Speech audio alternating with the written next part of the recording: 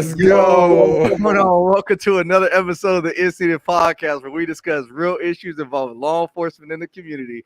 It's your boy Ryan Tillman, founder of Breaking Barriers United, and I am joined by the light-skinned wonder himself, Mr. O Novus the Popo. What's going on, Brody? I'm hype after that intro. I was over here, hey, getting it. Oh man, that was a nice little surprise. And the maker of that beat is in studio right now, my man Anthony right now. So Ant, man, shout out to you for that. That was legit. Thank you.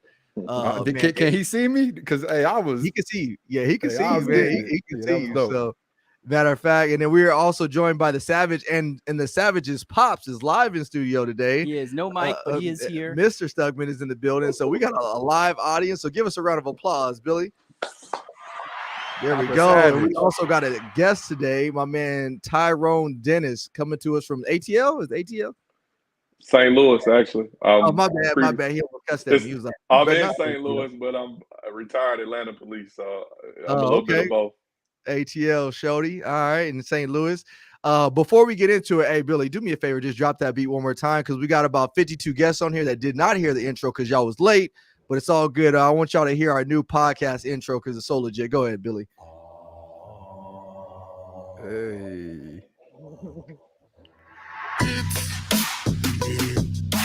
AJ, what up, boy? Ryan Tillman, you better have it. Savage on the set. AJ. Savage on the set. Let's go. Savage on the Let's ones and go. twos. Oh man, I'm so hyped, man. I just want to listen to that the whole episode. Yeah, that's But sweet. man, hey Anthony, seriously, man, thank you. I tell you that in person, man. You are a good friend, a good brother, bro, and I'm just so blessed to have you in my life, man. Seriously, I really mean that. And so, man, but fellas, man, it's good to be back, man. It always feels like time goes by so long every time we have one episode from another. And a lot happens from one week to another. I mean, we on the brink of war right now. It was reading articles, Putin, we're ready to press the button. You know, our presidential or our president really don't know what's going on, but that's what we're today. I keep seeing articles saying that, you know, he is like about to have a conversation with Putin, and I'm just thinking, like, what's that conversation even gonna look like? Like, does President Joe Biden even know we about to go to war? Or is he just like, can somebody give me my Similac so I can go to bed? So I don't know. Oh, yeah, I heard we closed the war, so you know, I just hope I'm safe over here. You know, shout out to all the service members. Man, yeah, shout out to all of our service members that keep us safe, man. But you know what's funny is we're actually about to be starting. We might be bringing in a new sponsor for this podcast. But I was actually, me and my wife are gone for the weekend, and we were talking about just what would you do if a natural disaster occurred or we did go to war? Are we ready for that? And so I really encourage everybody to be ready. I know I need to go get some MREs and things like that, just because the last thing I want to be doing is trying to survive when it's time to survive. So, you know, just think about that. Get water, food, all that stuff ready, because I mean, we're living in some crazy days, and especially all y'all out there in Cali, because y'all ain't even like having guns. So you know, we good over here. Well, I got some guns. We got guns. We good over here. So.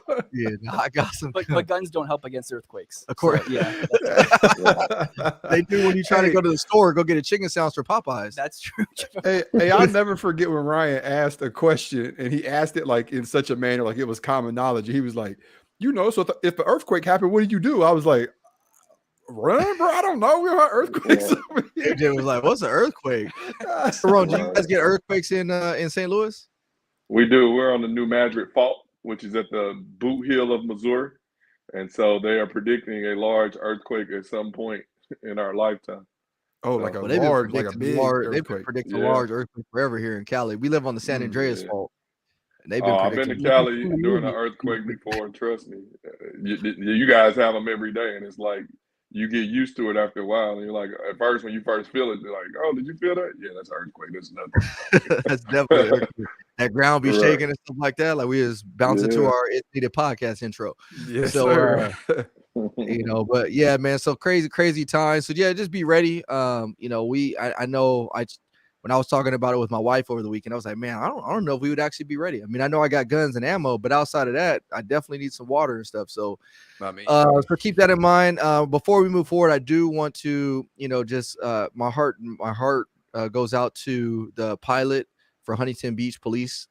He just lost his life. They're helicopter crashed at the beach over the weekend, and Is that him what and his that was? co-pilot, him and his Yeah, co-pilot and were trapped inside. one of them died and one of them was injured. Yeah. So that's close to home. Huntington Beach is only like 45-minute drive from where I'm at. I actually know some Huntington Beach police officers. So my heart goes out to him and his family. I know he leaves behind a wife and a daughter. And so, yeah, just terrible time. So my heart goes out to them. So that being said, I want to get into this. I don't want to waste any more time. We do have a guest, and Tyrone, man, I've been following you for quite some time. And I know AJ has been, you and him have been friends for a while, but you have Cops and Clippers, or Clippers and Cops, actually, my bad. Clippers and Cops. Yeah, you just So, made it sound like your nail scratching the chalkboard when you said the other one. My bad. No, So you're forgive me for that. AJ, I'll let you go ahead and do the intro, man, because again, you guys are friends, and I want to know, how you guys came to know each other and what's so significant about my man Tyrone. Yeah, so I won't say too much because I don't want to take away from him, his story, and what he's doing. But as most of you know that listen to this podcast, I have a new position where I work, and part of that position is, just creating like genuine partnerships and relationships, and helping create community events for police officers, community members to come together, because that's what I've been doing. But now I have a platform where I can really do that division wide. So in that position, I work with like a lot of people, supervisors, a lot of coworkers and whatnot. And one of my supervisors, and we're not talking about just like a sergeant, like I'm talking about supervisors, like The 6, big 7 of dog. them, big dog.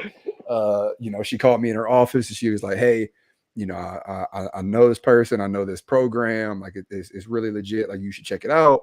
Tell me what you think. We need to link up with you." So I gave him a call, just flat out cold called him like, "Hey, I'm in Columbus," and just asked him, about how this came about, his views on certain things and whatnot. And I immediately knew, like, we got to have this brother on the podcast because he thinks the same way that we do. He has the experience and knowledge to break things down. So without any further ado, Ty, can you tell the people who you are, some of your backstory, your Atlanta story, your St. Louis story, and then how you came up with Clippers and Cops? All right. Well, 4 scores and 100 years ago. Yes, sir. I'm born and raised in St. Louis, Missouri. When I say St. Louis, most people say Ferguson, and it's like, nah. Yeah. Ferguson, it was the suburbs. I grew up in Hodemont Track, Fountain Park neighborhood, which is crime-wise the worst part of St. The Louis. real deal. For 18 years, this is where I call home. I played basketball, which kept me out of trouble. I was getting heavily recruited for basketball coming out of high school. And in March of my senior year, I ended up getting expelled from high school. What's crazy about that story is the same high school or the same school district that I got expelled from, and the same office that I got expelled from is now my office as the director of school safety for that school district. Let's So go. I have a story to tell. Once I got expelled, I couldn't go to prom, got escorted to my seat at graduation. Before they took the caps and gowns off, I got pulled out because of a fight. Joined in like most guys. One of my friends was like, "If I get the fight, you got my back." I'm like, "Yeah." I jumped in the fight, and the rest is history. From that, I end up losing D1 scholarship offers, end up going to a community college, Lakeland College in Mattoon, Illinois. Upon doing that, before I went, a lady at our church sat me down and was like, "What are you trying to major in?" And of course, I didn't know anybody that went to college in my neighborhood. And I'm like, "I don't know, business." And she was like, "You need to figure out what you want to do for the next 40 years. I'm like, 40 years? She's like, "You're going to work until you're about 60. So you need to figure out what you're going to do." And so I'm at home on the couch looking through the course catalog, and I see criminal justice. And I'm like, all right, I'm majoring that. I know crime. I grew up in a gang-infested neighborhood, drugs, stuff like that. And so once I got to college, the only black people at my school was the basketball team. When we started, it was 25 of us. And my coach was like Bobby Knight. So he was like a drill sergeant. And what he did is grab guys that had checkered pads, basically. And when you got there, we had 25 guys, and they were like, "Well," I'm like, "How am I going to play over this?" And one of the older guys was like, "Don't worry about it. Everybody ain't going to be here by semester." And I'm like, "What are you talking about? It's 25 people." Well, most guys ain't either they're gonna flunk out, or it's girls, drugs, whatever. Is by Christmas we had 8 people, and so that's what he meant. But my professor was a former FBI agent. He used to call on me, and not knowing that I had got this inner city education and this great suburban education, because in St. Louis it's called voluntary desegregation, where I got bused from the inner city to the suburbs. And so when he would call on me, I could hold my own in the discussions and things like that. And one day he pulled me to the side and he was like, "Mr. Dennis, what are you trying to do with your education?" And I'm like, "I don't," at the time I'm 18. So I'm like, "I don't know. I'm here to play ball." And he basically said, "Have you ever thought about being in the FBI?" And I'm like, "The feds? Never." And Alphabet boys. Right. So he was like, "Well, as a minority, that might be something you might want to think about. That might be a good spot for you." So he started bringing me different pamphlets and different stuff about it, and that's where my focus pretty much went. But later learned that I would have to go to work in my field with the degree that I was getting. So basically played ball for 2 years, got my associates in criminal justice, transferred to the University of North Alabama, where I picked up a second major in sociology as well, played ball for 2 more years. And then in my 5th year, we only had a partial scholarship. I had to run cross country. And so all my friends laughed at me. I'm 6'5", man. So, I'm a big dude. And as I'm running through the streets of Florence, Alabama, man, everybody knew me from playing ball. They laughed and making jokes. We used to have to be up at 5:30 in the morning, be back at 3:30, and we were running car miles, man. And I tell that story to the kids because you got to do what you can before you can do what you want. And for me, I was on the I have no choice plan. Like, it wasn't no other options. Like, it was either, hey, you're going to do this or you're not. You're going to go hit the block or something. So for me, it was a no-brainer. And when I graduated in May of 2002, I graduated with a zero balance. I didn't owe any student loans. I didn't owe anything. And so I was free and clear. So I graduated with my bachelor's degree in criminal justice and sociology, came back to St. Louis for a few weeks. I had a job waiting to go. My first job out of college was playing professional basketball in Colombia, South America. And so all those 2 years of Spanish that I didn't pay attention in high school coming back to bite me. I can hear my teacher saying, "You never know where your life is going to take you." And all these stories I'm telling you, it's so fluent because I tell it to the kids. And I tell them now, pay attention in that foreign language class that you take, because you never know if you're in the military, you might become a rapper. You don't know where you're going, where you might need this. Right. And I found out very quickly because after a couple of weeks in St. Louis, I used to read the St. Louis Post-Dispatch, our newspaper, looking for police jobs to see what was out there, just so whenever I decided I was done playing ball. And before I left, I seen something for Atlanta police. And I'm like, what they doing in St. Louis? So I went to a job fair in basketball shorts and flip-flops and filled out the questionnaire. And my recruiter was like, "You ain't never smoked weed?" I'm like, "Nah, I play sports." She's like, "You ain't never been arrested?" I'm like, "No." So hey, why is it always so surprising when they find out a black guy never smoked weed? They looked at me the same way when I told them, I was like, "Yeah, I never smoked weed." They're like, "Nah, bro, quit lying." Meanwhile, you got me over here. That's right. That's exactly how it was. But I told her, I was like, "It's only one catch." I'm like, "I leave next week to go play ball in South America." She was like, "Don't worry about it. Fill out this questionnaire.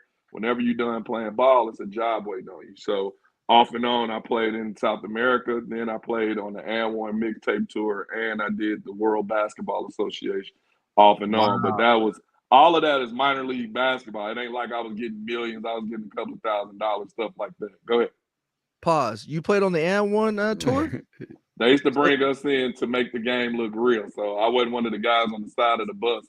I was the ones they would bring on we would really be playing, like really trying to do them as they trying to do us and stuff like that. And did you ever paid play well. with the professor? Came on the tour when he was brand new. I just texted him the other day on Instagram. When he was brand new coming on the tour, I was on the tour with him and Spider, and he was just from Oregon, little white dude. But then nasty, he though. started getting. Now you think about it, he's been at it for 20 years doing the same stuff. And I told him I was proud of him, because to do that for 20 years, that's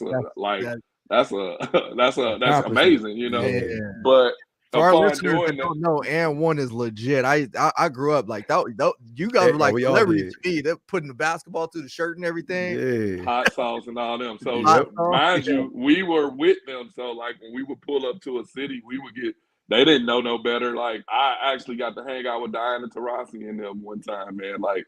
And I think about that now as an old geezer. You think back like, dang, I wish we had live then, so I could have went live. Like I went, we only had the Snap-O-Matic cameras then and stuff like that. So you don't got no footage of that stuff.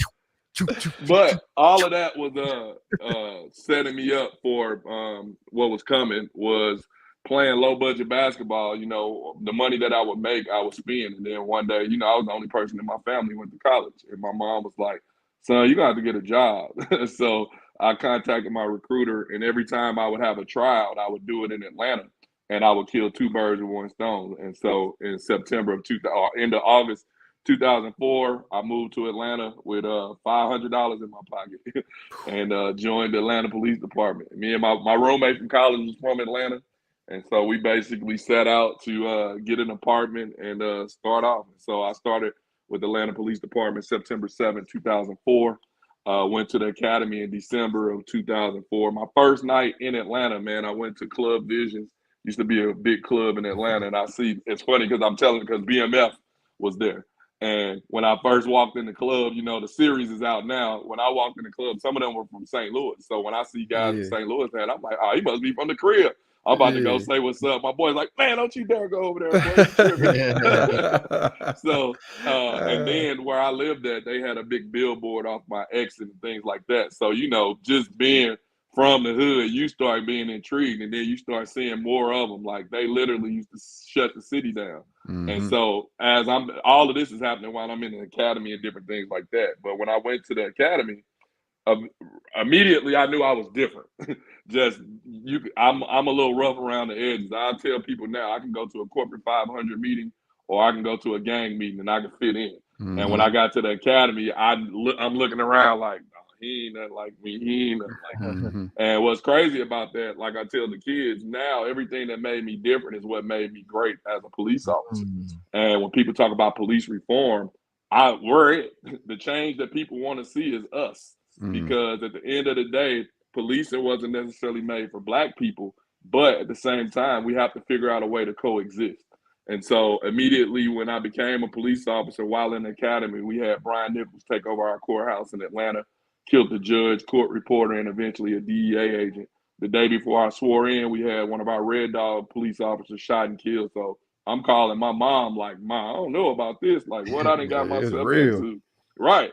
And then once I swore in field training, we had Hurricane Katrina happen in New Orleans. So all the New Orleans people start coming to Atlanta, like robbing, shooting, and killing and stuff like that. So I got a quick education, like, dang, it's real out here. Then we had the Catherine Johnston incident happen where our narcotics unit raided a botched raid and ended up shooting a 92-year-old elderly Black lady in Atlanta. So all this stuff happened early in my career. So right then and there, I'm like, bro, what's going on? And so when I first came out, they put me in what's called the old Fourth Ward district or zone of Atlanta. And that was the hood. And it was like they started doing away with our housing projects and things like that. And so I'm sitting there like, man, they can't do that while I'm out here. And then you learn that it takes more, it's bigger than that. Yeah. And so I learned that you got to make relationships with the people in the community.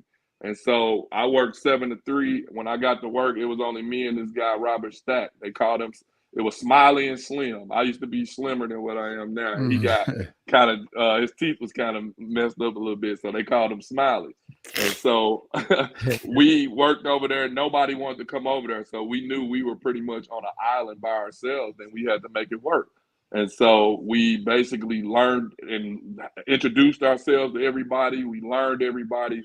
I knew the homeless people. I knew the dope boys. I know the Arab guy at the store. I know everybody.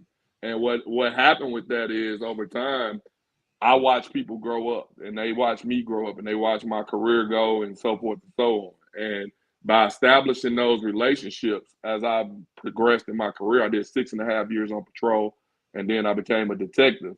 And when I became a detective, a lot of the stuff that I was able to solve was based on the relationships I built in the community. Because when stuff happened in the community, my phone would ring. Hey, bro, leave me out of it. But hey, such and such just did such and such. All right. And then from that'll give me a starting point to know how to start my investigation. And by keeping them out of it, now I have an ally within the streets. As a police officer, I'm only there for 40 hours a week.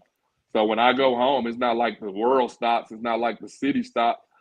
So you have to have eyes and ears in the street. And it's got to be genuine. You can't just show up when there's a crime and expect people to risk their safety and risk their life by basically talking to you. And when you realize that and understand that, you learn how to make it work. And so for me, once I made a detective, I went to a criminal investigation division and I worked robberies. And eventually I thought I was going to our homicide unit.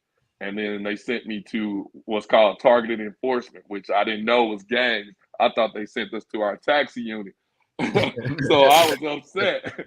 When I got to gangs, I was pouting, walking around mad. And then my partner, she was from Chicago, and she was a lesbian, but she was real, man. Like once I got with her, she pulled me in, and we were like peanut butter and jelly, and it was like Nice. to somebody that think like you. And we had our motto was we will not lose. Like anytime we got a case, we wasn't stopping until we got where we needed to go, and we started picking up other people's cases and solving their cases and stuff like that. That's why when y'all say, when you see all these plaques on the wall and stuff, that's what all that is. That's cool. Nice. That's so Because cool. what happened, to be crazy, what's crazy about that is when we lived in Atlanta, this stuff was in a box. We used to get so many awards, we used to just put it in a box. Like we wasn't doing it for that reason. We were just doing it. It wasn't until we moved and me and my wife unpacking stuff, and I'm like, why am I hiding what I didn't accomplish? You know That's what I'm right. saying? I need to show my kids like what I done did. And you know, when you jump on Zoom calls, you see all these decorated people. I'm Yeah. decorated too. I got plaques and all of this. I got plaques too. So from that, early on I've been mentoring the entire time I became a cop. One of my buddies worked in this program called Project Grad at one of inner city South Atlanta high school. And he used to bring me in to talk to the kids. I used to come in regular clothes, and they would say, "Oh, you play ball?" And it's like, "Yeah, I do." But then I go switch in the uniform, and it used to blow their mind. And I did play ball. We had run and shoot, used to be world famous in Atlanta. So I used to hoop when I first got there, but the best basketball was in the hood. And so while we playing in the hood, I'm dunking on people and stuff. They think I'm just a hooper. It took one guy to see me working traffic at a Braves game, and he like, "Man, get the hell out of here. I never thought you was 12." Yeah, And yep. from that, it was like he became a good friend of mine and things like that. And so uh, I kept continue to mentor on my own, and nobody knew it. It took a girl that worked in our public affairs to see me posting pictures of me with some kids to say, "What are you doing? What is all this you be posting?" And I'm like, "Well, I make time to go to the schools and talk to the kids and stuff." And she's like, "Why do you do that?" And I'm like, "Because we can't arrest our way out of some of these problems. We got to build relationships to save some of these kids before they get to our desk. Because once they get to my desk, it's over." And then me working gangs, I didn't even know the story about that. I wanted to go to homicide. I didn't know that one of my supervisors knew I was fluent in gang culture from where I came from. And he was like, "Nah, send Dennis to gangs. He's gonna be perfect." And what's crazy about that, sometimes I tell the kids this, that sometimes people in your life see stuff for you better than you see for yourself. And by them doing that, I'm certified as a gang expert in state, federal, and civil court. I got my own business as I do gang expert work on civil gang cases and things like that. So you never know what God has in store for your life. You just got to stay focused and stay on that journey. And so I kept doing that. Made detective. We kept continuing to do that, and then and when Ferguson happened, everybody used to come on my Facebook like, "Ty, was that a good shoot? Not good shoot?" And mind you, I got black friends, white friends, gang member friends, friends that been in prison. Like I got a wide variety of friends. So my Facebook will become ground zero for debate.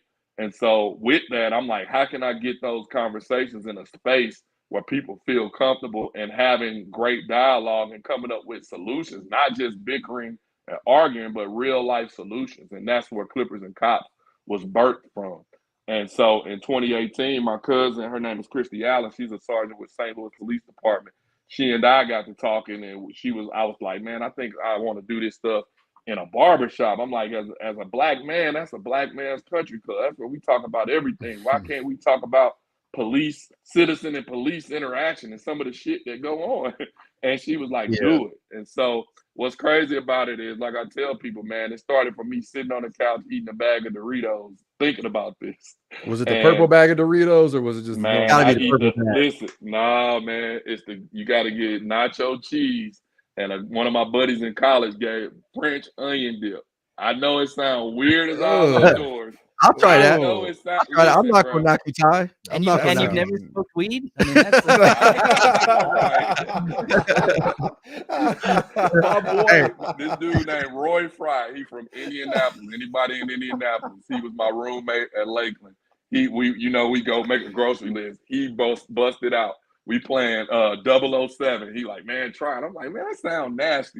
Man, I've been eating it ever since. My wife will tell you right now. She go to the grocery store. That's the one thing hey, make sure you get some French onion dip. Like that's my thing. So, but that's where Clippers and Cops was birthed from. And so I started thinking of people in different roles of what I wanted what I wanted people to play. And so immediately my boy Reese Sweeney, he's a radio personality here in Atlanta. And so I basically reached out to him and was like, hey, I need a neutral moderator. He's funny. He knows how to keep it light, but able to get our point, let people get their points across. So he was first. My boy Dante Booker, he played football at Georgia Tech, been an Atlanta police officer for 18 years. He chubby. I call him my fat friend. Me and him, he loud and boisterous. Like he liked to debate. And so he was second up. Then my boy Tyrone Finney, he's quiet. He got a little stuttering problem, so he like to do stuff. He don't like to talk in public. He like to do stuff behind the scenes. So I grabbed him. Andre Lowe, he is a homicide detective. I call him Mr. First 48. He was on First 48 a few times in Atlanta. So I'm like, he can talk to people about homicide and different things like that. Then my buddy Mike Carter, he's a lieutenant with our SWAT unit now, but he left to go work for the FBI. He used to be former Red Dog. He's got a lot of experience, 25 plus years. And I wanted to and he's a master instructor at the academy. So I wanted to bring him in. Then there was Ord Curry. He's a sergeant major, retired from the military, and he worked in my gang unit. And he's a master instructor at the academy. And I wanted to bring people in that can explain to the public our tactics and why we do some of the things we do. Why they got two people at the car? Oh, that means you going to jail. No, that he don't explain the training to you. You know what I'm saying? Stuff like that. And so as we got started, March 1st, 2018, my boy Stoney, he's got a barbershop in the old Martin Luther King district, 1 block from the King Center in Atlanta. It's like an old barbershop. When I was a rookie, when I'm riding up the street, I'm like, man, I need a haircut. And I see him in there with a bow tie. And I was like, could you cut my hair? And he became my barber. And so he and I used to have good conversation. I was like, yo, can we use the shop? He was like, let's do it. So they were about to finish shooting First 48 in Atlanta. My buddy Joel Craig was one of the videographers. I was like, he was like, I'll come through and film it. And so I reached out to a couple of people I knew from the hood, and the Clippers and Cops was born. So the first one we did, it was going to just be all men. And once we did it, we recorded it and we started posting videos and we started getting nothing but positive feedback from people. But then I had a mother reach out to me and she was like, I'm a single parent mother and I want my son to be in that space to hear the conversation.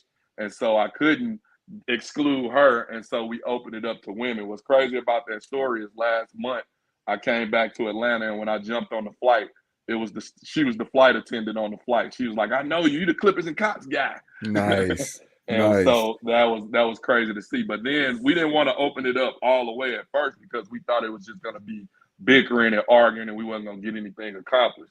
But eventually we opened it up to activists and whomever wanted to come. And some of the conversations do get heated.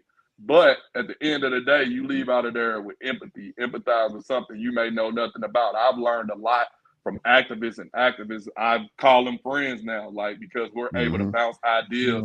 Or if it's a shooting, they might send me a link, like, what you think about that? And I can give my insight in a peaceful way. We then had a guy named Iola. He used to be APD. He started a company doing the shoot don't shoot simulator. So all the people that say, well, they should have shot him in the leg or they should have did this, try it yourself.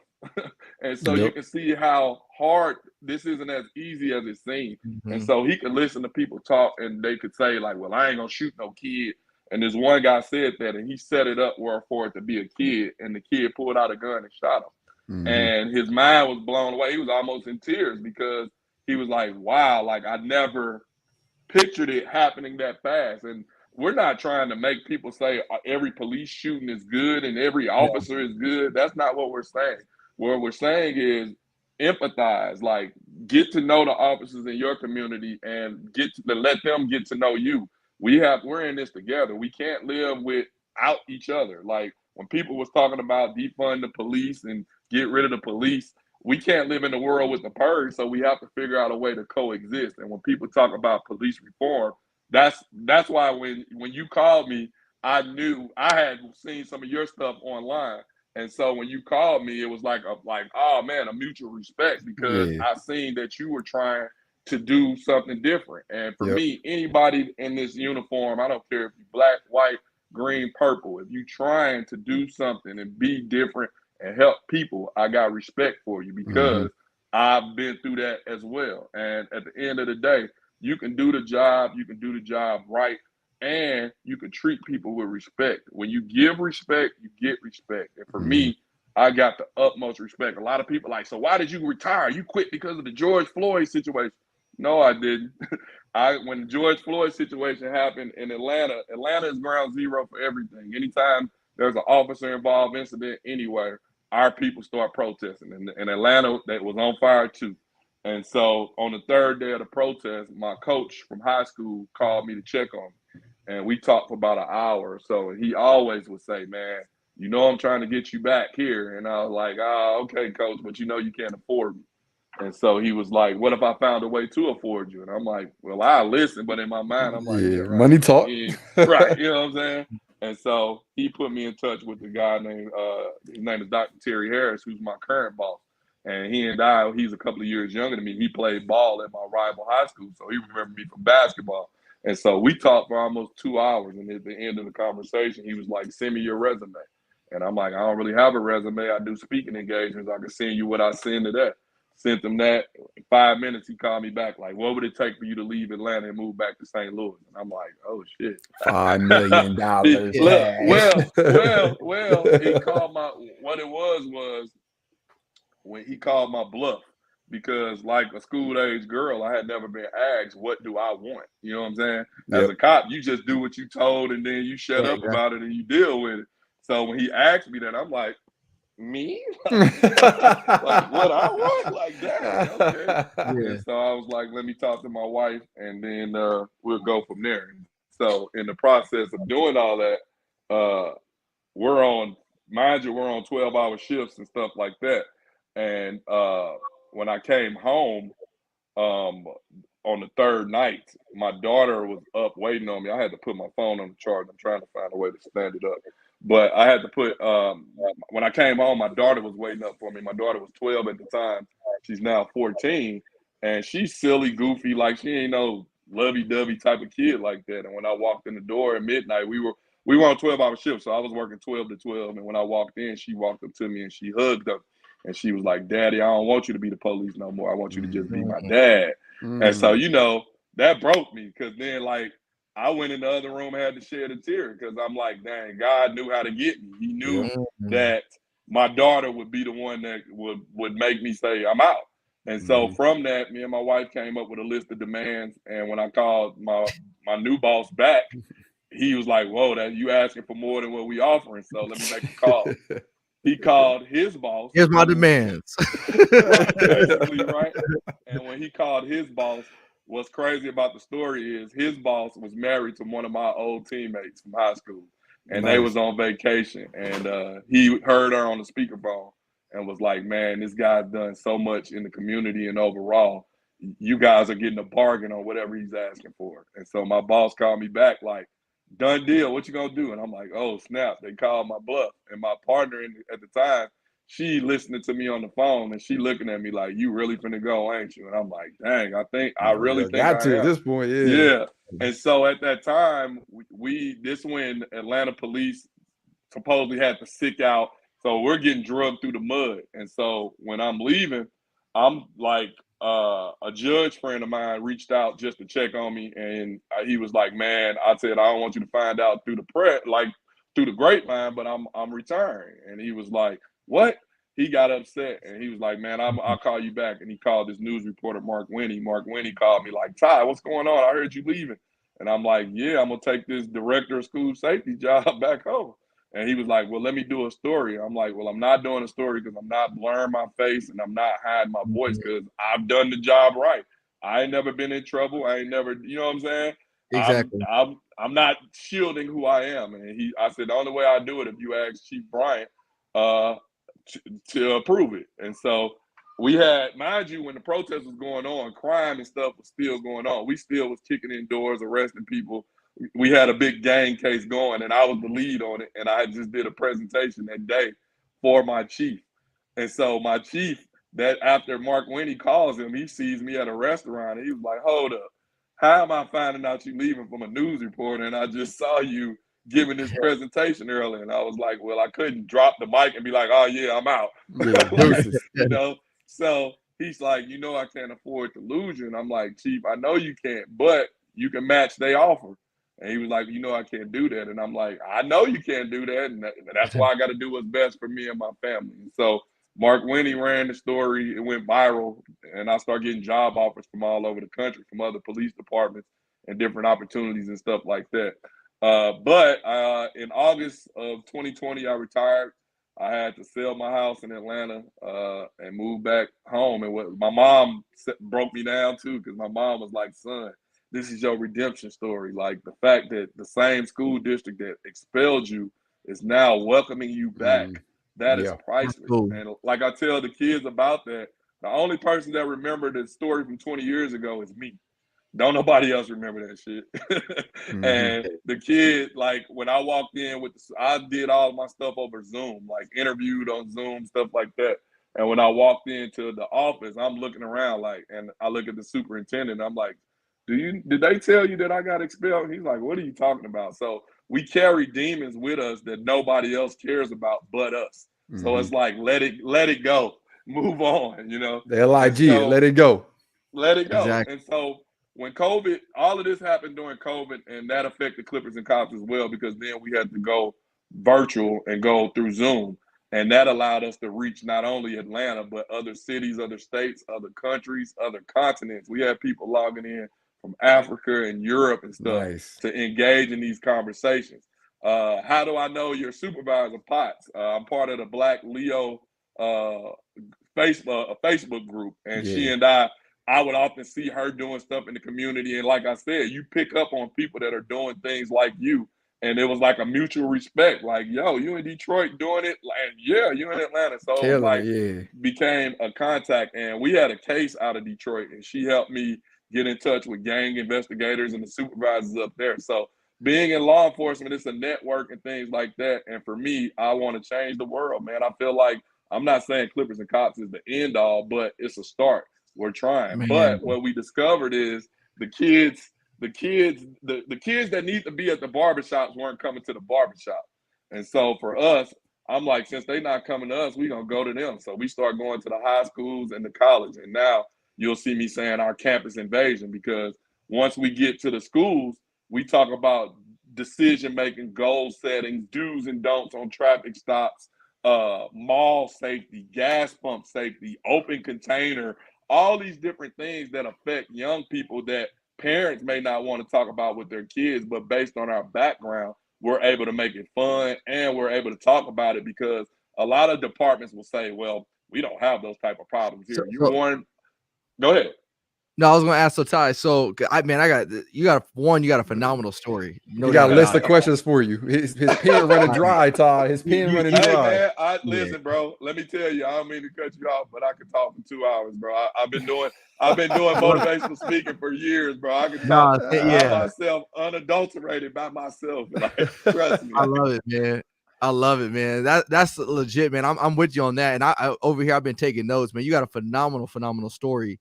And there's so many things I have. There's a couple things I wanted to ask, though. So are you guys still doing Clippers and Cops now? Are you still doing it in St. Louis at other barbershops? And how would you – is it one place, or is it like – are you branching out?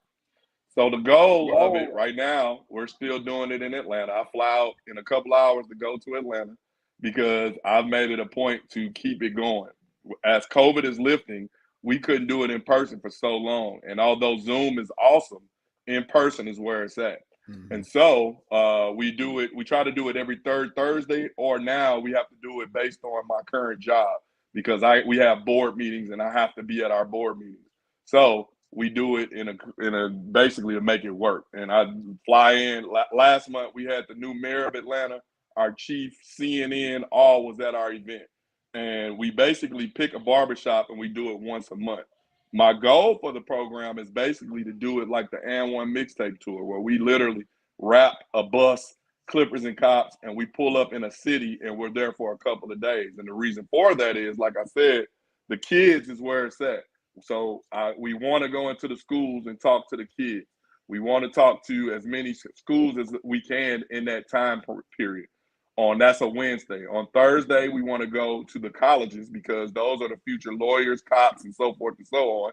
And a lot of college kids think they know the law, and they've never been pressed with answering questions like we do. So we're able to answer some of their questions. So we want to be able to go into a college. On that Thursday night, we want to come to a local barbershop in whatever city we are in and partner with that local police department to be able to show them what we're doing and how we're doing it. But we want to be able to pass the baton because these are your people. This is your community. You guys are going to have to take the baton and run. That's what I was going to get at. Like, have you ever been interested? Because I have one of my local barbershops. We've had this conversation before. I love it. It's a very modernized barbershop. And I mean, one of the things I wrote down here too is like the barbershop is like that old school. We're going to the barbershop with my dad and just being there. I love sitting up in there with my dad. And you talk about everything in the barbershop. I mean, from sports to, I mean, and as a dad, that was one place where a dad can connect with his son on a different level. So I love the idea of this whole Clippers and Cops thing. My bad. This Clippers and Cops thing because I know, right? My bad. This whole Clippers and Cops thing is just phenomenal because it allows you to not only connect with your dad or whoever you're there with, but also connect with police officers in a different way. And so I would love to, and maybe we'll talk about this off the podcast, but figure out a way to host an event here in California, and I can make that happen overnight. Hey, Ryan, all we need is corporate sponsorship and funding to be able to make that happen. My long-term goal is to literally quit my job and do this full time because it's needed. A lot of departments will say we don't have those type of problems. You're one bad shooting incident from having that problem. And like you said, you don't like we were talking about with the audio as we started. You don't try to fix the problem while you're in it. You try to fix the problem before it ever happens. Mm-hmm. Relationship building starts long before you ever have an officer involved shooting. You know what I'm saying? You can't wait till an officer shoots somebody and then start, hey, how y'all doing? Hey, no, you start doing that before it happens. And you establish those relationships so that you have people in the community that understand that we have a work, we can talk and we can understand what happened. Most people want to know what happened, and they're tired of hearing the prepared statements that are generated by the powers that be. Well, the subject reached for a weapon and the subject fired a weapon, leaving them deceased. Blah, blah. That shit sounds scripted. People want to hear the real. They need to hear the truth. They need to hear the raw. They need to hear the raw deal. What were you going to say, AJ? Because I know you were going to say something. Yeah, I was going to say, Ryan, I don't know if it's your saying or if it's one of your mentors, but it says you should get to know your community before you have to get to know your community. And this is a prime example. And Ryan, I'm already beating you to the punch, man. We bringing him, to Central Ohio. We're going to link up. We definitely have that in the works. But I knew that he would be a great addition to the podcast because the same thing happened. Like I called him. I had maybe 5 or 10 minutes on my schedule, just calling. Let him do his thing. And I mean, I want to say we was on the phone for 30 minutes, just chopping it up, talking about what was going on in the world, talking about our views and everything. And what you've said throughout your story is exactly what we say in every podcast. You were literally just going down, checking the box, get to know your community before you have to, check, pour into your community, check, be the real deal, check. You'll make a phenomenal police officer, even if you don't know it, check. You never know where you're going. I mean, you literally are just going down, checking every single one of these boxes. But it's like Jeezy says, real recognize real, man. That's and when you real about something, it sells itself. It's just like people say LeBron the GOAT, Jordan the GOAT.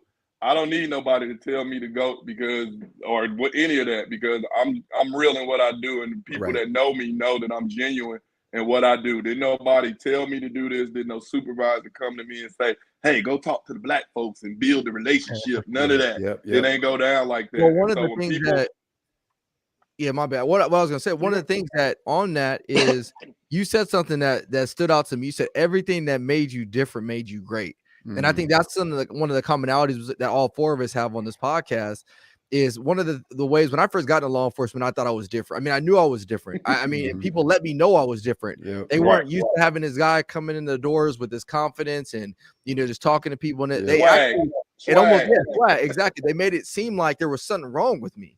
And I remember for the longest time early on in my career, man, I just felt like, man, like, I thought y'all hired me because y'all wanted me to talk to people. I thought y'all hired me because I was able to connect with people. But the moment I walked through the doors, it's almost as if like, no, we don't want you to do that no more. You got to do A, B, C, D, and E. And I'm like thinking like, no, that's not what I signed up to do. And because I stuck to what you said, which everything that made you different is what made you great. I'm not saying that I'm great, but what I'm saying is that I embraced who I was as a person. I think that's what's allowed me to connect with the community like others can't. Because I'm always going to be myself. I'm always going to be me. I'm not going to change the way I talk.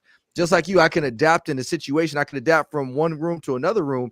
And I think that's what, when we talk about what police reform looks like, that's what police reform needs to look like, is the ability for people to realize that you can be yourself doing a job that most people don't want to do.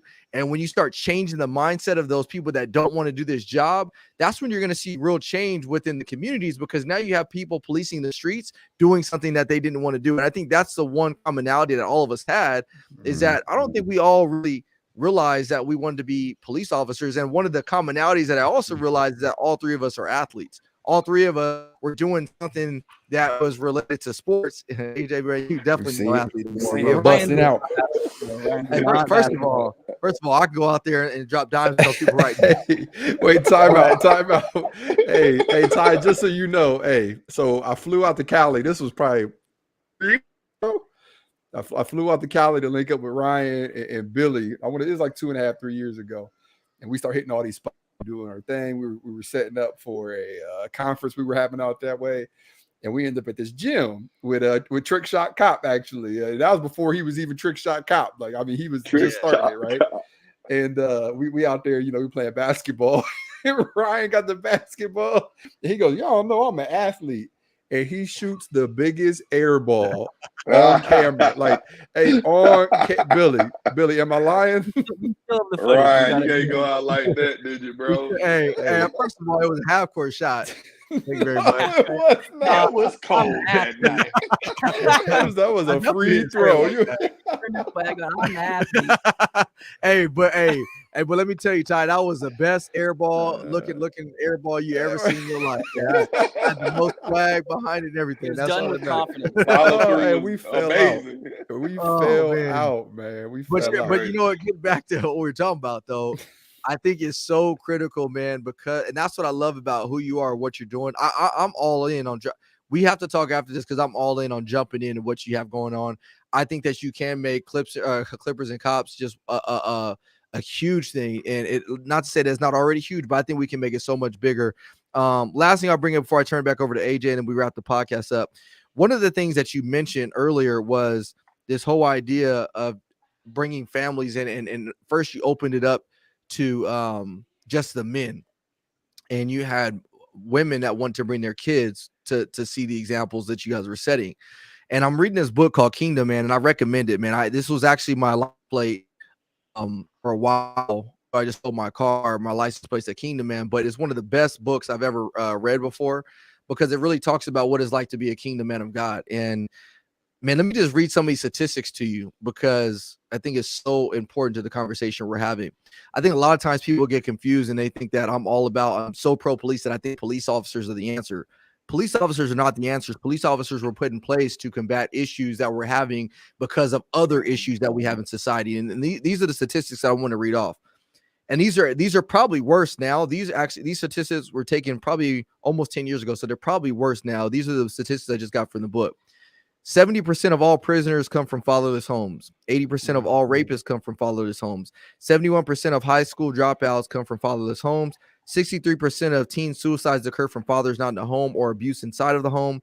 Taxpayers spend about $8 billion annually for public assistance programs to include food stamps. Teen pregnancies cost taxpayers about $10 billion annually, and then $52 billion is spent on prisons per year. Let me jump in real quick. So tomorrow I'm going to the Georgia State Capitol with Mayor Dickens with my buddy Keith Lewis, who does Father First, and he's basically pushing fathers in the home. That's the program. I'm also part of the project with trying to sign up young females against teen pregnancy. So, and you just hit on, we're on the same wavelength, and that's crazy because I'm thinking if we would start addressing some of these problems that we can control, what I'm looking at right now are problems that we can control. These are things that we all could control. The way you control it is by doing programs like what you're doing, what AJ's doing, Billy, all of us. That's how you control these. What really started as small problems. I mean, they start out from the point that you decide that you want to get a woman pregnant. Are you going to step up and be a man and take care of that child?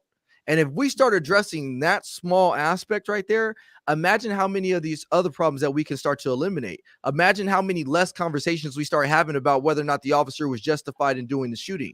We start to eliminate so many of these other byproducts of fatherless homes. And so I bring that up because what perfect place to address some of these fatherless issues than in the barbershop, where you're promoting kids to spend time with their dads. So that way you don't have to worry about inviting the mom to the barbershop because the child's dad is there to take their child to do this.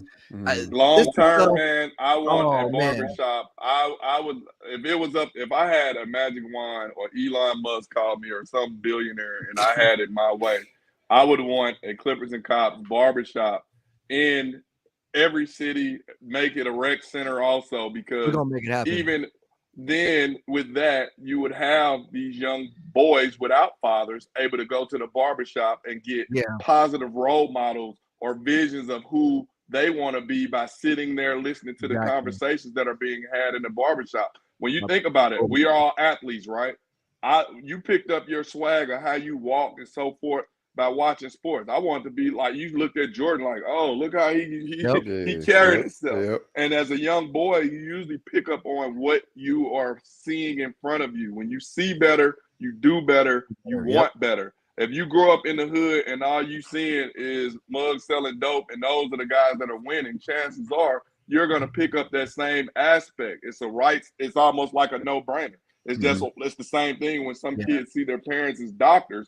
Anything less is uncivilized in their household. And so we have to change what the view is and what our children are seeing in the world. Like, if most people don't have a relationship with law enforcement because they don't see any law enforcement. They only see the cop riding up and down the street. And then some parents tell them, the police come run.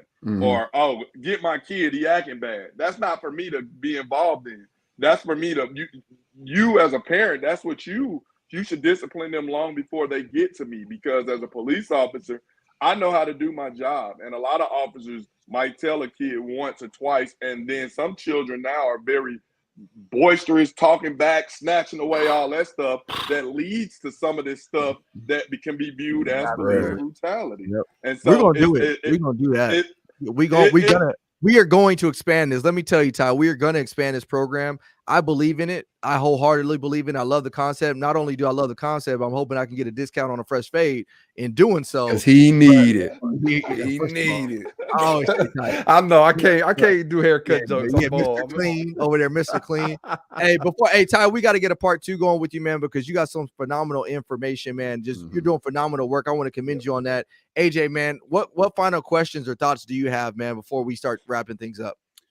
I think he did a pretty good job at explaining like who he is, why he's doing what he does, and how it ties into exactly what our message is to law enforcement officers. So I got 2 really quick questions. So it's a 2-part. The first question is for young officers getting in the field. What's your 1-liner, your 2-liner that you could give them that may stick with them throughout their career? And then the second part to that question is, how can people get in contact with you? Be the change that you want to be in the world. When I became a police officer, I thought the one thing I was questioning the whole time like I told you, I called my mom, like, I don't know about this. I often was like, dang, I hope this job don't change me. Yeah. And I left changing it. My program basically became the #1 program, not only for Atlanta Police Department, but probably in the Southeast region. We got other departments that are mimicking what we're doing. Mhm. And that right there let me know. An older Black female called me after one, and she had me I cried, bro. I'm sorry. Yeah. And she had me in tears. She said, "You would never truly know the impact that you're having on the world." She said, "You are giving people a chance to grieve, vent, and to say some of the things that they've always wanted to say." Yep. And you do it in 2 hours and be able to give them feedback. We had a girl that hated the police, and she basically was mad because she had a warrant, and it was a clerical issue. They didn't clear the warrant, but she hated Atlanta police for it. You know what I'm saying? As the officer, if I pull you over and say you got a warrant, you gotta go. You gotta it ain't go. on me. You gotta go. Once we explained that to her, she came up and gave us hugs and different stuff like that. Secondly, I was explained on my first day, man, and my supervisor, Terry Steele, he said, they value you more around here when you dead and gone. You're going to get the 21 gun salute. They're going to give you a big funeral and all this stuff. He said, but you won't be here to see it. He said, so stay alive. And he said, these are your people. And if you can't police them the way they need to be policed, they may find somebody to do the job, but you might not like how they do it. So I advise you to do it right. And that stuck with me. Like, at the end of the day, I worked violence, bro. Like, I worked killer. I had dinner with killers. Yep. You know what I'm saying? And I still say, who am I to judge? A mistake ain't a mistake if you learn from it. God makes some people make some mistakes because that's the only way he can touch their heart, their mind, their body, and their soul. And so that's why you see so many guys in prison getting the Bible, because that's the only time they've been able to stop, not be high, and they got a chance to think. And who am I to judge you? You know what I'm saying? That might be the only opportunity for me to mentor or to tell you, brother, you keep trying on shoes, one day you may find a pair that would fit. And a lot of guys been doing crime, and they finally get caught. Like, this some bull, they done free case me. Brother, how many times you done got you been robbing people, dog. You done got away with 10 million already. I don't know what to tell you. The numbers add up where it was your time. And so those are messages. To any young cop, it's still a good profession. You be the change. When you go to a new department, you don't have to be like everybody else. Learn your craft. You can learn it, but tweak it to where it works for you and where you can provide your insight. Because, like I said, everything that made me different, everything I knew about the hood, even when I interview a suspect, hey, go get Dennis. Hey, what he just say, man? What he just said is translator. Hey, give me some hood translation. I've had that happen to me before too. Hey, shout it. In Atlanta, right? They call 112, shout it, and then what was it? Friendly, officer friendly. Like, we had Officer McGruff. In Atlanta, they got Officer Friendly. And when I grew up, I saw the movie I'm About It by Master P. Officer Friendly was the crooked cop. So when people say Officer Friendly, I thought they were calling me a crooked cop for the longest of time. And then it took a lady to say, no. They said, when you're in trouble, you go to Officer Friendly. I'm like, oh, all this time I thought they were saying something bad. That's funny. So Ty, tell everybody how they can get a hold of you, like social media, handle all of that. Tyrone J. Dennis on Instagram. You can find YouTube channel, Tyrone J. Dennis, clippersandcops.org, TyroneJDennis.com. You put in Clippers and Cops on YouTube, Instagram, Facebook, Twitter, any of that. You can find us. And then we'll put a inboxes. link. Say it again. I was just gonna say we'll put your website in the bio as well. So if you're listening to this not live, then it will in the bio as well. And before we let you go, Ty, we always do one thing, and I'll let Ryan take this one over. Yeah, and I just really quick, I want to just, man, Tyrone, just thank you so much, man. We are all cut from the same cloth, and that's why it's so refreshing to hear another brother that's doing the same thing that you're trying to do. And we never met before. No, we never met before, man, but we got so many things in common. I mean, I know if all four of us were to hang out right now, I mean, it'd just be natural. Like, just like when I met AJ, man, it would just, yes, sir. We would just pick up. So we definitely need to have you on again, man. I truly appreciate the work you're doing out there, brother, because you are truly impacting the lives everywhere. So, and I'm sad. I'm sorry we had to cut you short a little bit today, and sorry to the audience, but all four of us, like I just talked about, the significance of fathers in a home, and all four of us are fathers and have to go be fathers in our households. I got my son has as little league practice in about 45 minutes, and then my older son got little league after that. So we got to go be fathers. But before we go be fathers, we do One Has to Go. It's called One Has to Go. So all you have to do, oh yeah, thank you, Kathy, for reminding me. Make sure you guys hit the like button and subscribe button if you guys enjoyed this conversation today. Kathy, we need to bring you on as a co-host. I appreciate that. But we do this thing called One Has to Go, and so what we do is we pick out of 4 items. You have to get rid of one forever. And so Billy made this one today. So I'm gonna go ahead and let Billy put it up on screen. And he chose energy drinks. And so I haven't had an energy drink, let me tell you, in almost 3 months. So this was hard for me, but I was living all of on them bugs. Hey, one that can stay is Red Bull, because that's the only one I recognize. I don't know none of those. I don't drink energy drinks. I got weak guts, so I can't drink coffee. I'm gonna say Celsius got to go just because I know Ryan and Billy drink them. That's they got to go. First of all, AJ, I gave you a Celsius when you was at our conference, bro, and you loved that Celsius. Remember that? No, that's why you had me up there sweating for the first 30 minutes. I was like, yeah, y'all. AJ was up there sweating like sweating. I got to one out to go. I'm gonna get rid of Red Bull just because, man, Red Bull is old school. Red Bull is like worst case scenario. Even though I don't drink none of these no more. Worst case scenario. Red Bull is like, this all y'all got, and I need some, man. Just give it to me. You know what Billy, I mean? what you got? That's the only one I know. The rest of them I've never. I think my neighbor drinks Celsius, something like that. But other than that, Billy, what you got? Shout out to Dominic. He's the one that sent us in the energy drink idea. I'm getting rid of Red Bull. They got the least amount of caffeine. Hey, yeah, you're right about that. They do have the least amount. If you drink an energy drink, you better go with the milligrams. Yeah, you gotta go. You gotta go up there, man. You gotta get up there, man. But man, thank you, Dominic, for sending that in. If you guys want to send us in a One Has to Go, please feel free to send it to It's Needed Instagram page. Billy monitors those, and he'll get that up there for the next time. Go, you can take that screen away, Billy. But Ty, man, thank you so much, brother, and everybody that's tuning in. We thank you guys for tuning in. Truly an honor to have all of you guys tune into this podcast as we continue to climb up the charts. There's been so many people that have reached out to us from all over the world. If you do know an officer in Canada, please send us their info or have them reach out to us. I would love to chat with them. There's a lot of stuff going on in Canada right now that I think is worthy of discussion. So please have them DM us. Or I might have a contact for you. We had a Canada reached out to us early on as we started doing Clippers and Cops. They reached out, so I might have a contact for you. I would love that. Yeah, send them my way. You got my number. I know there's some guys that have sent me. There's a lot of people from Canada that have reached out to us in the past. I just got to go and find their info. But Ty, with that, I love you, man. Hey, Billy, do me a favor and take us out on our new cut, courtesy of my man Ant. Appreciate you. Love y'all. We'll see y'all next week. Peace.